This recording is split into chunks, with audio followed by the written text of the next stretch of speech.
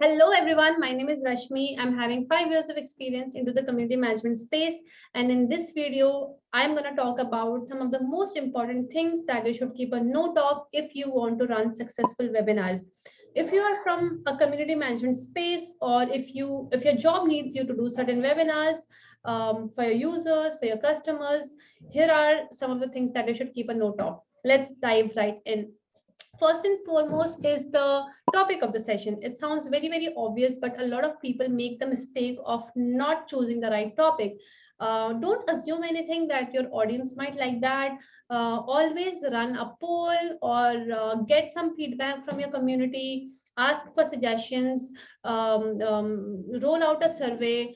With the help of the insights that you get from your community member or from your customers, you will be in a better position to understand what topic interests them the most, and then accordingly you can decide on a topic, and it will help you in better conversion or higher registrations.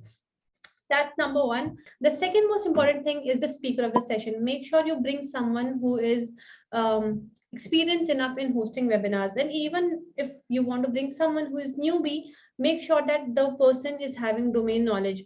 At the end of the day, it has to be informative and valuable for the users and for the attendees. And if the speaker doesn't have good domain knowledge, he or she might not be able to answer the questions of your customers during the webinar, and that might not give a good experience to the users. So make sure that the speaker is having good domain knowledge before you bring them on board as a speaker. Third thing that you should keep a note of is your promotional window. Make sure you have enough time to promote the session to get good number of registration. It takes a lot of effort to run successful webinar.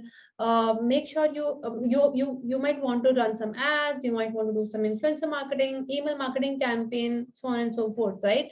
And it needs time. So make sure that whenever you are talking to a speaker, make sure that you are blocking a date which give you enough time to promote the webinar. And also please utilize the social profile of the speaker as well.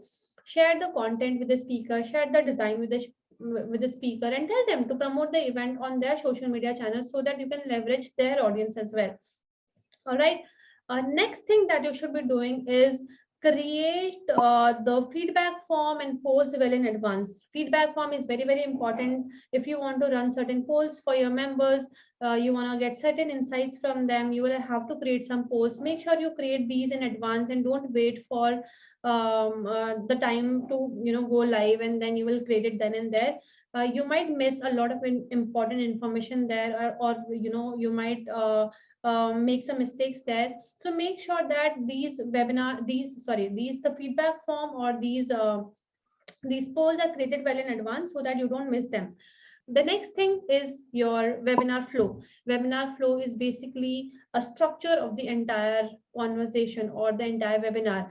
It includes your introduction, it includes your company's introduction, it includes your speaker introduction, it includes your thank you pitch, it includes your call to actions, it includes a lot more, right? So make sure you create the webinar flow well in advance before the session. It will give a lot of clarity to you when you go live with the session. What do you have to speak in the webinar, and you will avoid making a lot of mistakes there.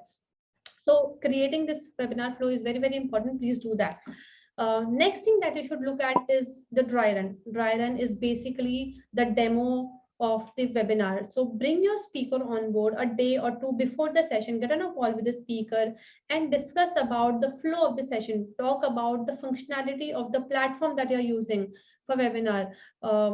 Check the technical configuration. Your audio is fine, your video is fine, how the presentation looks like, so on and so forth. So make sure that whatever is going to happen on the day of the event, make sure you are having the same demo a day prior to the session, to make sure that when you execute this webinar live, it just go flawless, right?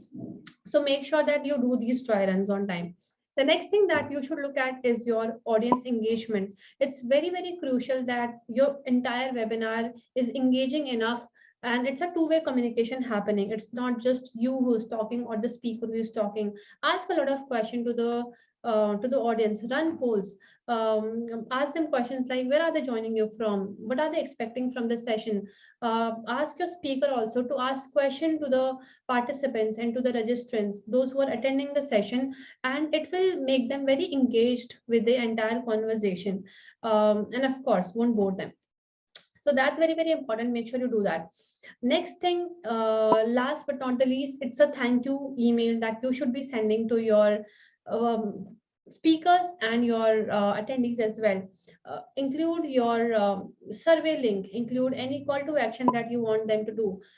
You want them to purchase something, you want them to visit a specific page, you want them to buy your course, whatever it is. If there is anything like that, make sure you incorporate all these things in your thank you email and genuinely ask for their feedback, how the session was, what could have been better, what session would they like to attend in the next webinar, and so on.